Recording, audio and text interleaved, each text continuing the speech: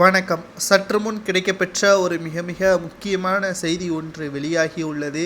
அதிமுகவின் ஒருங்கிணைப்பாளர் பன்னீர்செல்வம் தான் தேர்தல் ஆணையம் வெளியிட்டுள்ள மிக மிக முக்கியமான ஒரு அறிவிப்பு ஒன்று இணையதளங்களில் வைரலாக பரவி வருகிறது.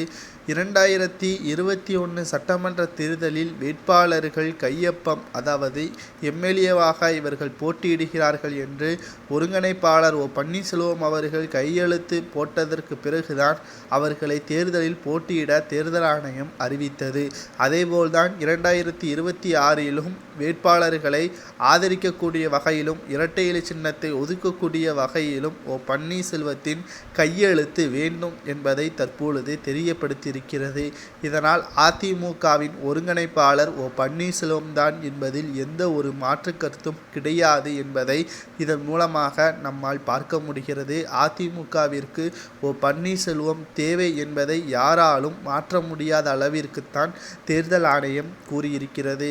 எடப்பாடி பழனிசாமி அவர்கள் பொதுச்செயலாளராக இருக்கலாம், ஆனால் அந்த பொதுச்செயலாளர் பதவி நீதிமன்றத்தால் அங்கீகரிக்கப்படவில்லை. மேலும் அவர் இணை ஒருங்கிணைப்பாளர் பதவியையும் ராஜினாமா செய்துவிட்டதன் காரணமாக அந்த பதவியிலும் அவரால் இருக்க முடியாது. ஆகையால் ஒருங்கிணைப்பாளராக பன்னீர்செல்வம் தான் அவர்தான் அதிமுகவின் மிக முக்கியமான பொறுப்பில், உயர்ந்த பொறுப்பில் இருக்கிறார். அவர் சொல்வதை தான் நாங்கள் கேட்போம் என்பதற்கேற்பதான் தேர்தல் ஆணையமானது இவ்வாறான செய்தியை வெளியிட்டிருக்கிறது. இது எடப்பாடி பழனிசாமி அவர்களுக்கு மிகப்பெரிய ஒரு அதிர்ச்சியை ஏற்படுத்தியிருக்கிறது.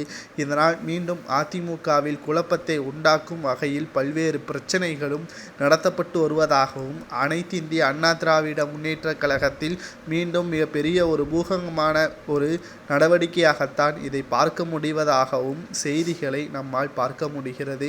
அனைத்து இந்திய அண்ணா திராவிட முன்னேற்ற கழகத்தில் பன்னீர்செல்வம் அவர்கள் மீண்டும் வருகை தந்தால் அதிமுக 2026 சட்டமன்ற தேர்தலில் மிகப்பெரிய ஒரு கூட்டணியை அமைக்கும். அதில் துளி அளவு கூட சந்தேகம் கிடையாது என்பதையும் நம்மால் பார்க்க முடிகிறது.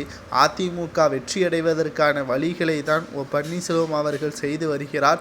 இந்த ஒரு சூழலில் பன்னீர்செல்வத்திற்கு சாதகமாக தேர்தல் ஆணையமும் தற்பொழுது அறிவிப்பு ஒன்று வெளியாகி இருப்பது பன்னீர்செல்வத்தின் தரப்பினருக்கு மகிழ்ச்சியை ஏற்படுத்தியுள்ளது.